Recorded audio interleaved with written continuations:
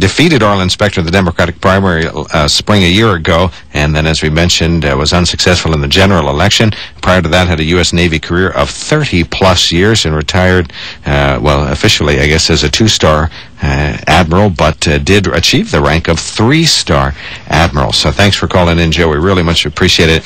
Well, one of the things the reason I asked you to call in today is when you were campaigning for office, you just said middle class people, the have-nots, that you really wanted to appeal to them within the Democratic Party. Tell me about that this, now that you see Occupy Wall Street, locally we're going to have Occupy Lewisburg and Occupy Sunbury. Tell me, when you see these protests, does it surprise you that it's come to this? No, it doesn't at all, because the economy has actually stopped working for the middle and the working class Americans. I mean, that's why I ran for Senate. And I would argue, because of what we saw and spoke about, is why we came so very close when this was a tsunami sweeping everyone else aside. There's a real deep uneasiness within Pennsylvania, within America. People feel that the American dream is broken, that their children would have an opportunity, not a guarantee, but an opportunity to do better than they would. And in fact, it's been proven by 2 conservative and 2 liberal think tanks in a study done before the recession began, called The Broken American Dream, that those who are in their late 30s today are the first generation in America's history not to have done better than their parents. And then they look around and they see these major challenges, but they see no leadership that is out there more worried about America than their own political survivability. So as a result, Mark, we're actually creating outsiders. Those who are actually achieving things because institutional leaders, from Wall Street to National Union leaders to Republican leaders to Democratic leaders, are letting them down. So the Tea Party, when I was out there running against the Democratic establishment, I wasn't alone. The Tea Party was there with me. Now, I may disagree with them, but the lack of faith and trust in institutional leaders has undermined not just party leadership in Washington, but it's undermined the fabric of America, and that's what you're seeing today. One of our listeners sends us a note here. We'll have a question from Ben in one split second, but it says, when you talk with Joe Sestak about the Occupy Wall Streeters, ask if the 1932 bonus march comes to mind and the use of the military in peacetime against Americans on American soil. What would you have done, says one of our good listeners. Yeah, I wouldn't have done what General MacArthur did back then. We had the bonus march, and we annihilated so many veterans. No, look, this is not dissimilar than the Arab Spring in the way that we now similarly, just like that Tunisian street peddler who set himself afire and set the Middle East ablaze, he did it because the fruits of his labor were stolen by the police, because the leaders of that country just didn't care and let them do what they wanted to. Today, no one minds that anybody's getting rich. They just believe that the middle class has always been about shared prosperity. In America, the American dream has been all about our American exceptionalism. And our American exceptionalism is what was truly unique about us. We created the first middle class in the world because it was shared opportunity for shared prosperity. So what they're seeing today, that in the last decade, over 50% of the national income increase went to the top 1%. In the meantime, in the last 30 years, the exact middle of the middle class has no increase in their household income if you don't count the additional spouse in that household that went to work. All they want is a fair opportunity to be able to afford an education, and now 40% of their household wealth has been devastated. This is not about just Wall Street. It's about the American dream. And Mark, one important point, if I could. The thing about Wall Street is it used to work for business. So in the 1950s, $200 billion was what our S&P stocks were worth. There were no futures. There were no options. Well, just before the recession, the investment in goods, the investment in services by stock was $12 trillion. But options and futures were $20 trillion. We had made money management a business so that Wall Street, rather than creating value for our society, was extracting it, wealth for wealth's sake. I think that's part of the issue here, because it used to work for business rather than be a business of itself. Well, Congressman, do you look at Joe, please, Ben. Okay, Joe. When you say that, I'm just taking in your last statements, being that if you look at the service industries and you look at, again, how can you move paper from one office to another office or from one city to another city and create millions of dollars in compensation for folks.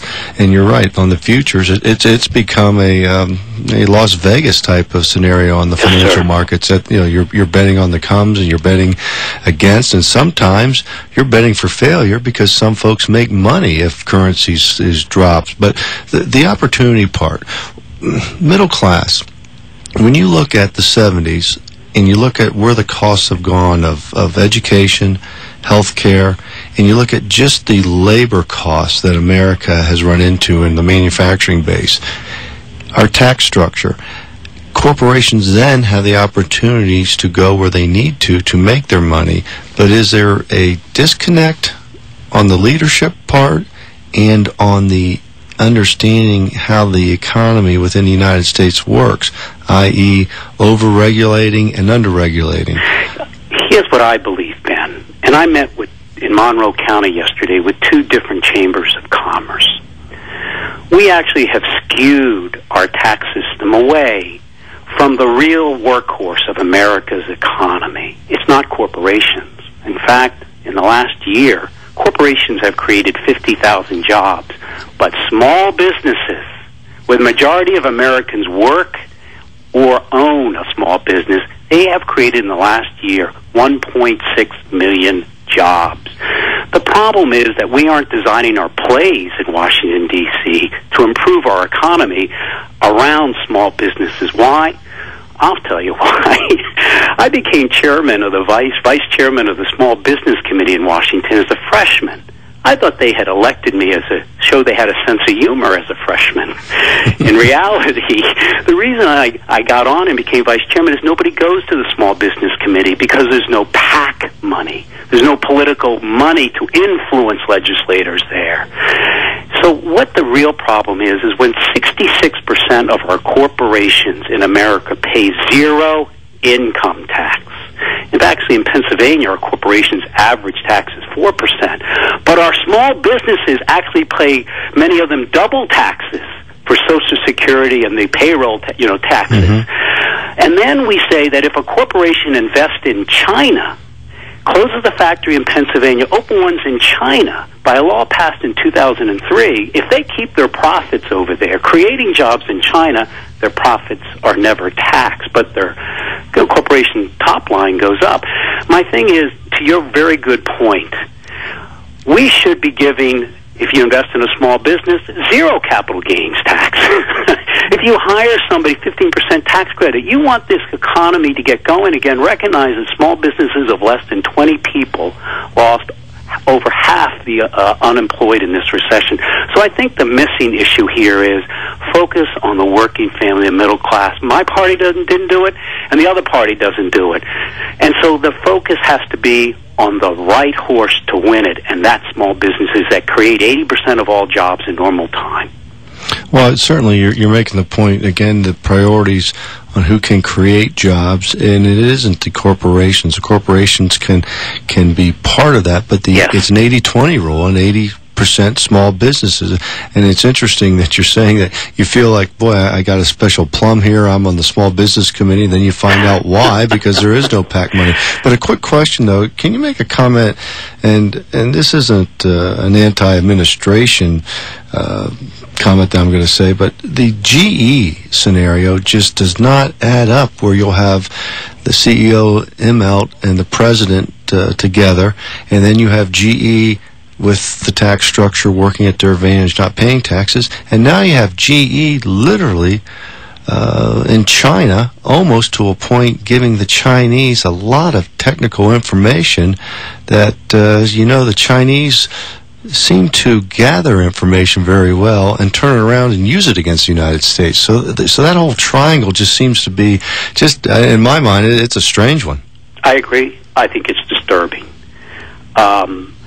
And I think your take on China is excellent. In the military, we watch them work the same way. They're like ants. Each ant goes out and gets a little piece of information and brings it back, and they recreate and are able to manufacture a quite decent submarine from having gone around the world and taken technology from here and there. My issue is this, is that I do think that both the Bush administration and the Clinton and the Obama administration have failed to correctly recognize what the engine of our economy is, the middle class, small businesses. And second, that the center of strategic gravity for America in this century, Ben, is exactly what you just said. It's in the Western Pacific. It's China. It's not a Soviet Union arms race any longer that we have. It's an economic arms race. And here we are, beginning to bend the will of America to our legal tender, where the character of America is beginning to be determined by how well we can balance our checkbook. Do we have to do it? You bet we do. But I believe that what made us exceptional was that we invested in an education system, that we invested in highways, waterways, roadways. We invested in an energy grid. Now we're slipping in those areas of competitiveness. What we have to do is balance the checkbook appropriately. We have to get that investment to be held accountable, which it hasn't been. I'll give you that. But third, what we have to do is have a tax system that incentivizes corporations to invest here, lower the corporation taxes system here in America, but close that loophole that permits them to keep profits overseas, so you incentivize them to actually do it here. And then really skew the tax code, in my opinion, back towards the small businesses that create 80% of all jobs, to where Apple starts in a garage and then it grows up. But it's a big boy now and can handle itself. Yeah, no, I agree. Boy, I agree. And what are you working on these days? What's next for Joe Sestak? Mark, thanks for asking. I just finished 8 or 9 months first going to every county in Pennsylvania to thank those volunteers. Then I crisscrossed Pennsylvania and did each of the major cities from New York to Las Vegas to Texas to, well, that's not it, but Texas to San Francisco and L.A. to thank my contributors. I just have Seattle left. But what I started about 3-4 weeks ago is what I mentioned yesterday. And I'm meeting with people, chambers of commerce people for small businesses. I'm meeting with educators, people who can, as I try to make up my mind how to do public service again. It doesn't have to be electoral politics. It will be public service. I'll decide whether it's electoral politics, because if I once said I cared and then back away, it means I was one of those political guys that just cared about a job. And so I'm going to determine the next 5 months by just sitting around and listening to people. You know, just like I did when I decided to get in against Senator Specter when my party told me to sit down, that they'll help me decide, you know, what to do in the future, be part of addressing these issues where I believe the worst thing that is happening in America is the lack of trust in our leadership. And that's what's tearing this social fabric. And that's why, whether it's Tea Party or whether it's Wall Street occupiers, I think they're more representative of the farmer in Potter County I met 3 summers ago when I was deciding to get in the race. And I said, how's the recession? And in that way that only a farmer can look you in the eye and express it with great common sense, he said, not too bad. I was already hurting pretty much.